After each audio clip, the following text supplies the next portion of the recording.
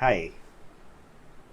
In this particular video, I'll be explaining what the open source movement is and how we can talk about an open source movement in architecture.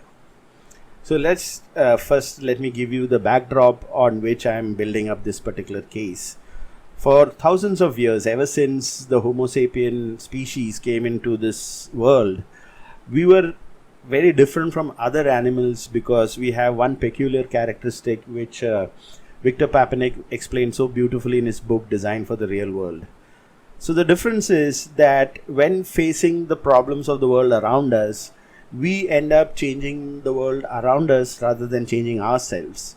And this is quite an important point. If you look at a bird, like in cold weather, it'll migrate, but it's very difficult for humans to migrate and have another place somewhere else where the climate is more favorable.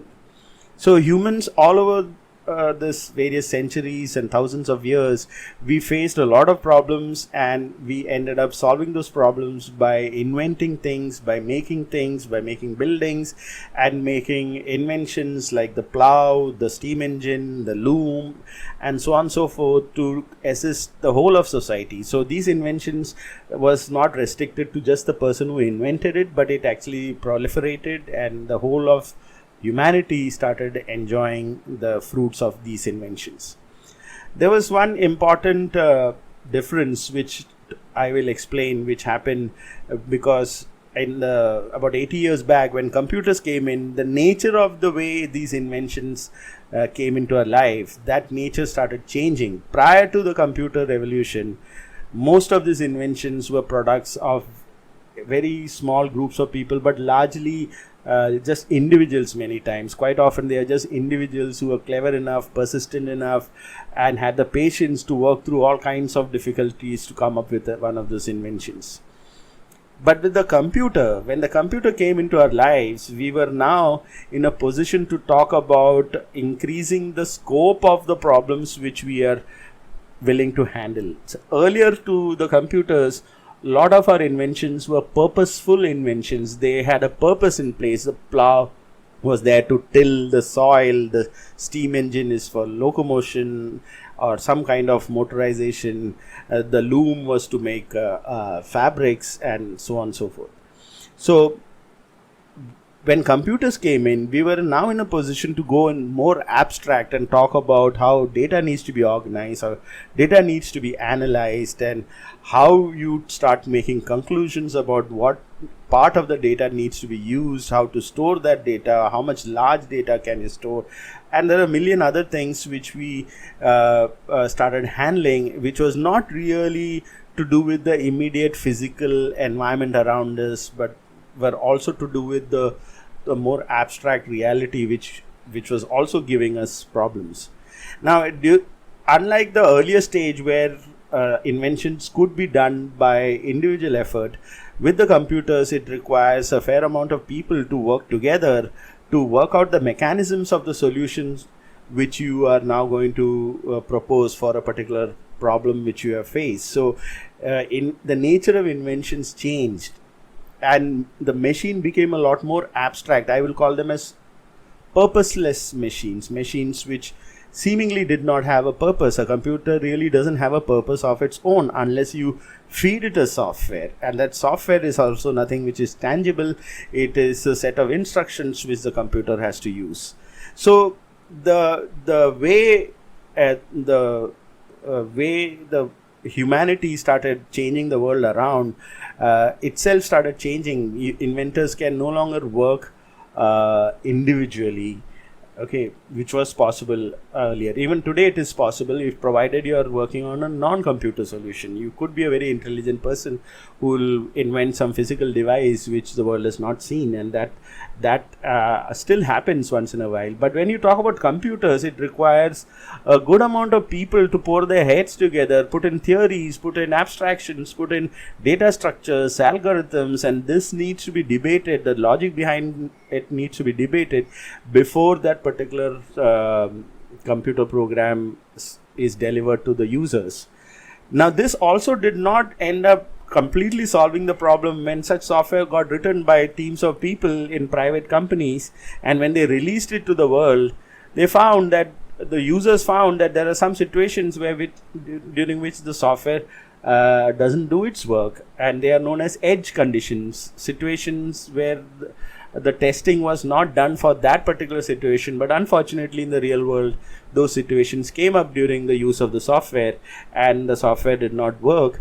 And many people started thinking that, oh my god, if I just had the way by which I can open up the mechanism inside and rectify it like the way it could be done for physical machines, my dad will climb up and repair this fan if something is going wrong. He's a tinkerer, and he has the capability to do that. But that's not a cup of tea for many people who are handling a invention known as a software, because that software has already come locked and you cannot open it and rectify it and put it back together again. That's not possible with software. So this was the milieu which led to what is now known as the open source movement in software. In the open source movement, what they said is that, I'm aware that this software probably may not work in certain situations. So as we are solving this problem, as we are coming up with this invention, we invite others also to pour their heads on this ongoing invention, and we will together work out all the finer nuances of how this particular software works. And as we encounter problems, they will be published that this problem is there. There's an issue tracking system, and all the community of people who are working on that software will read all that, put their intelligence, and further improve the software. So the open source movement in software ended up actually solving some really, really tricky problems, which is not accessible to small teams of people. Even if the team is actually large in terms of, you may think that 100 people team in a private software company is a large team, or 1,000 people software development team in a large company is a large team. But open source movement software is like practically accessible by anybody. You can just go to systems like GitHub and GitLab, and you can just happily join those open source movement, and you'll find that there are 32,000 people who are working on a particular software, and they have systems in place to bring in all that intelligence together. And so the nature of invention of new things coming into society and helping humanity, that nature has changed, and changed for the better because of the open source movement. This was noticed by other people not involved in software. It was noticed by creative people. It was noticed by writers, by filmmakers. And they said that, this mechanism of opening up the entire process of coming up with a new thing into the world, say I'm writing a book or I'm making a movie, I will open up that process for you to participate. I was involved in one such effort by a friend of mine who is a famous movie director, Kamal Saroop, and he really takes a lot of effort to open up his script. And when I met him and we became friends, and he said that, okay, here is a script of a movie which he was wanting to develop, I was a little taken aback and a little humbled by his trust in me.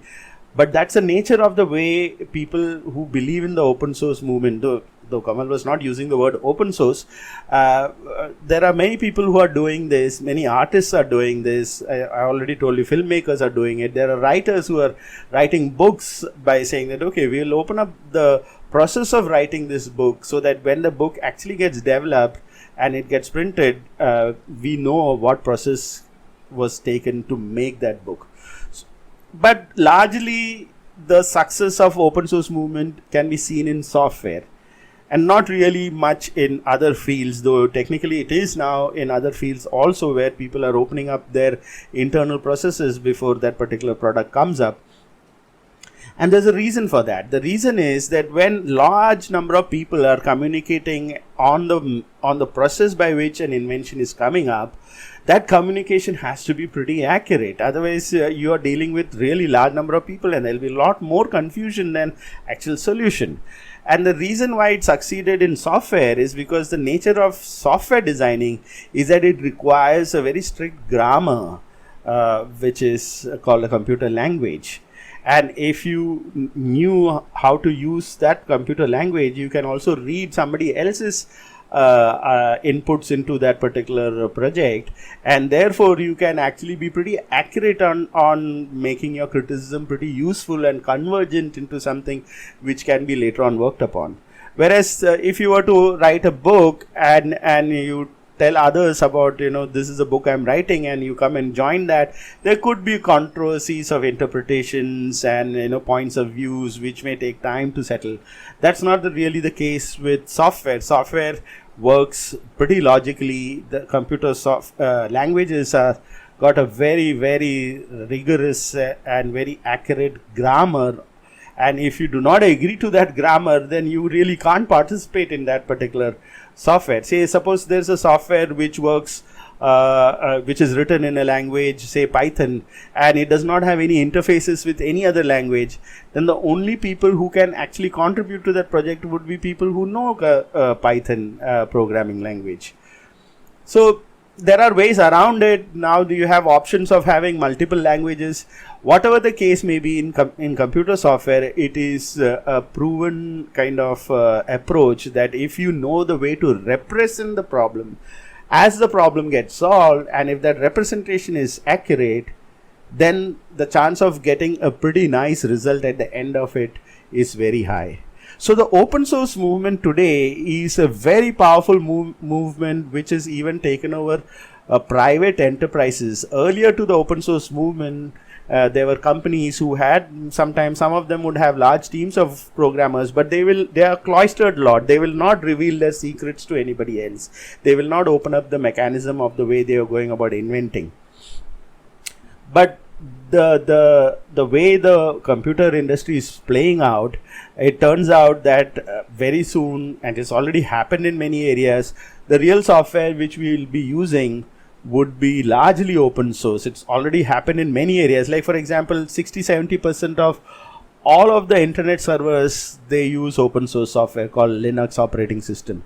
And all the private players have no longer not really working so well in that space. Now, where does this backdrop of open source, how is that affecting architecture? Now, what I've been doing for last 30 years is to look at all these mechanisms by which we use our brains and solve the problems of the world around us, and then come up with a very useful solution. And one of the things which we do, as I told in my introduction, is that we make things, we make buildings, we change the built environment around us. And just like other inventions, building is also an invention, by the way, because it never existed before that architect designed that building. So just like other physical inventions, largely architecture was also the enterprise of clever, intelligent, and committed people who will sit down and solve an architectural problem. But as time grew and as time passed and as we grew, it turns out that as an individual, we really do not have all the capabilities which we need before we present a solution as an architect in the built environment. So what is very important is that we have to take this mechanism which has been tested and proven, which is called the open source software industry, use the principles from there and then bring it into the architecture industry. Now, there is one missing link there. The problem with architecture is that all architects so far have been very idiosyncratic in the way they represent the problem statement, and they represent the solution which they are proposing. They will sketch out, they will make drawings, and it requires others to interpret those drawings, and you have to sit with others and convince them and gesticulate the way I'm doing here before the other person agrees and has some commonality by which you can really criticize on that process which is coming up. That's the reason why largely even today a lot of architectural projects are, unlike software projects, are still in the hands of key players, key individuals who have to spend a fair amount of time solving that particular architectural problem. So for last 30 years, I've been working on this mechanism by which we could actually communicate with each other and open source our architectural design process itself, just the way the computer guys are open sourcing the process of solving a computer problem, we could also open source our architectural problems and invite others to join their hands together and improve on whatever which is getting developed for that particular built environment. Now, some of you would say that, then how do I make money? If I open up my whole process of designing, how do I make money? And that's a separate discussion. The same point got asked even in the open source movement. People started asking that if the software which I'm getting, which I'm making in my company, if that get open source and any Tom, Dick and Harry can come in and read the software as it is being developed and improve on it, then how will I earn my money? Because it is now available free even when that work is going on.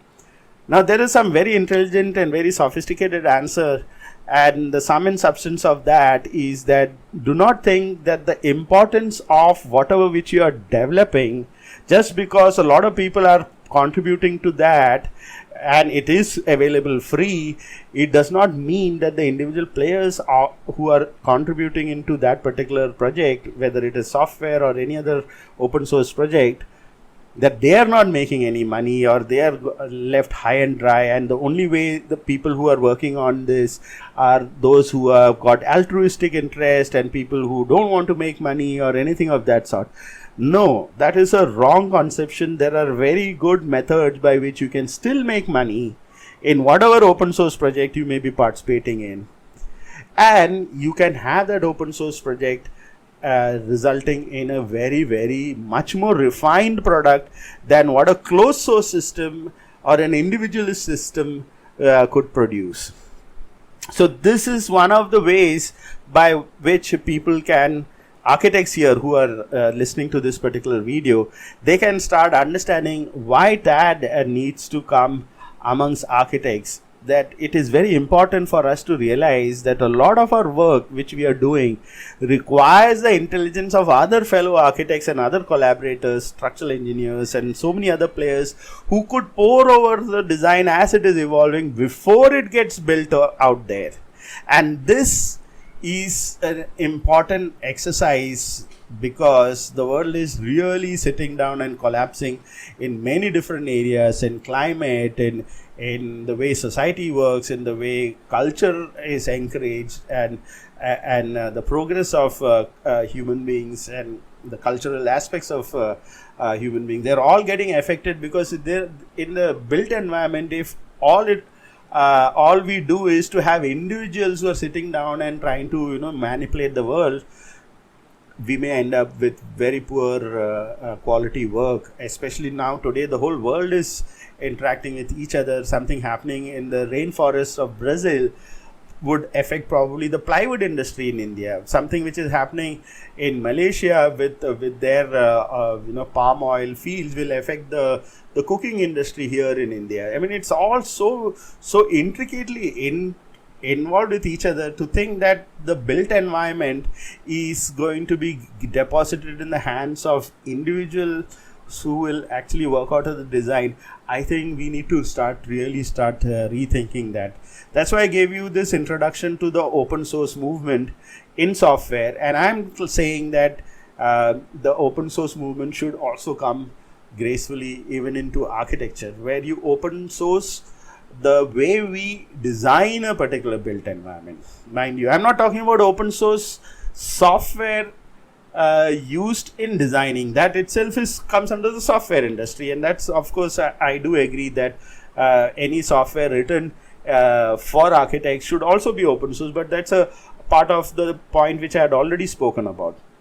What I'm talking about here is to use the same parallel of how software developers open up their source code and allow others to come in and examine what is going on before that particular software gets actually put together and compiled and then given to people to use. In a similar fashion, architects also should open out their design process and let people participate, pretty similar to the open source movement. And that's what I've been working on And one of the things which I've been working on is to solve that critical need to have a common representation system. So my software TAD, that actually talks about a representation system. So when it gets opened out, a project in TAD gets opened out for others to participate, then everybody can, without having any issues of interpretation issues, people can understand what is the work which has been done so far and how is that project evolved.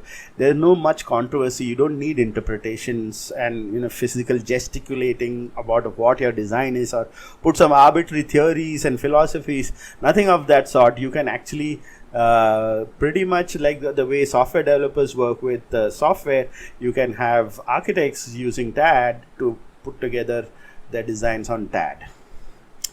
All this to say that now TAD has got a beautiful, in this new version which I am just releasing, TAD has got a beautiful collaboration system where 75 people together can work on one project itself. Imagine the flexibility now. So instead of sitting down and saying that, suppose I get one housing complex in wherever, and I realize that I have to really bring in a lot more people to work on this particular project. Now TAD has the capability to bring in 75 different people to work on the same project, and you can really exchange thoughts and then put together your ideas. And this has been a pretty good milestone. I've been working on this for the last couple of years, this particular part of collaboration between architects for the last couple of years now. And finally, I have managed to bring together a pretty intricate and sophisticated solution, and it's now possible for architects to really work together and on the same project.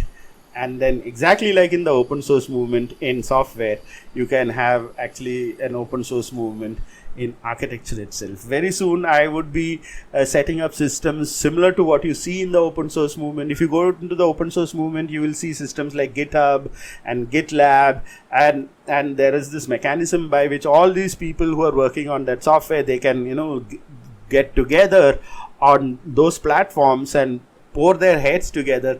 On a very similar lines, I am going to set up similar things for architecture itself, where you can put up a project and then bring in other architects, and they can come in and go out also, exactly what happens in the open source movement. And you can really sit down and flesh out a design. This issue about how do I make money, meaning any architect using this make money, and what if I open source this thing, what happens to my people acknowledging my work. All those questions actually have been addressed even in the software industry. You think people don't have egos in the software industry? You think people don't have the need to make money in the software industry?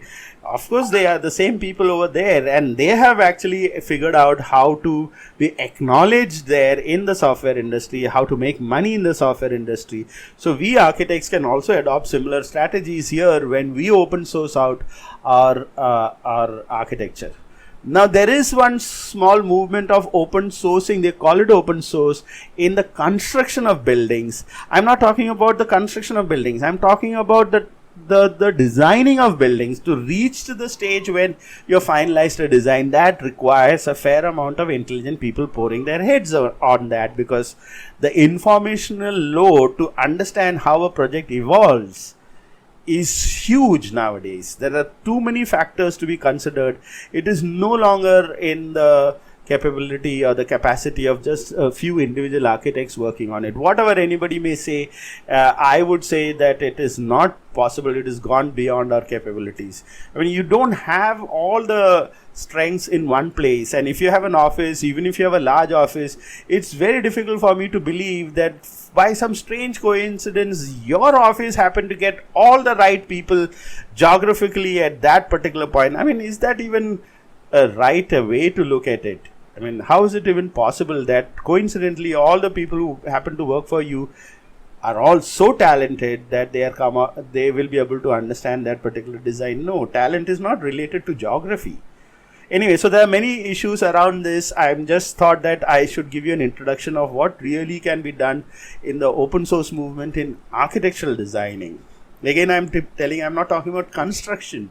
I'm not talking about, there are some websites which will give up designs and you can, pick up those designs and they call it open source. I'm not talking about those. I'm talking about the designing itself. I'm talking about a very exact parallel of software designing, and here is architectural designing. How software design becomes open source. We have architectural designing which becomes open source.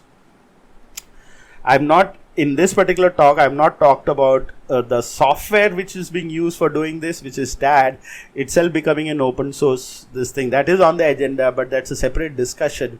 And do not confuse that open source with the open sourcing of the architecture which is getting designed. So I hope in this talk I've been able to explain what is the open source movement and why is it needed and what happened to society and why is it that we have to start looking at a large number of people who have to put their heads together to come up with a solution.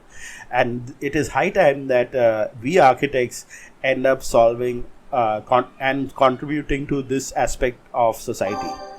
Thank you very much.